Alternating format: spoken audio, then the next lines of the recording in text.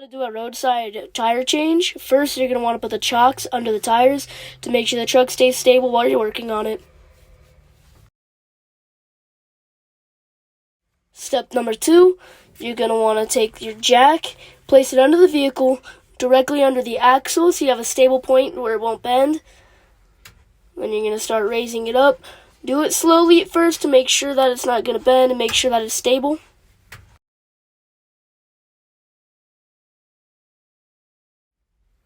Once you get the jack stand under it, you only want the tire to be about an inch over the ground, or a couple, so you have room to take off the tire, but not enough to where it'll cause catastrophic damage if anything goes wrong.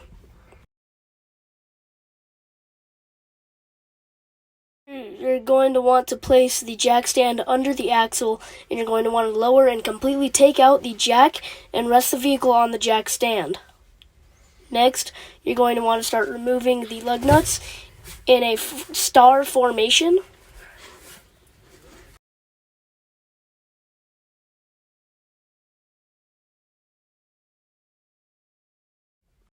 At first, you're going to want to break them loose and not take them all the way off.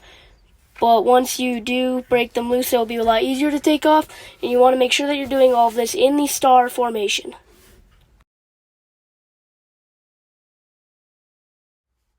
Now go all the way around with breaking the bolts loose, but not getting them completely off. And then once you've done that, you can start removing the lug nuts.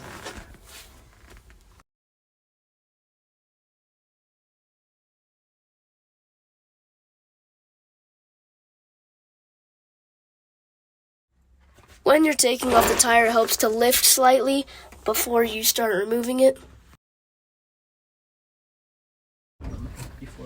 And then you're going to slide on your spare and tighten it in the star formation, and there you go.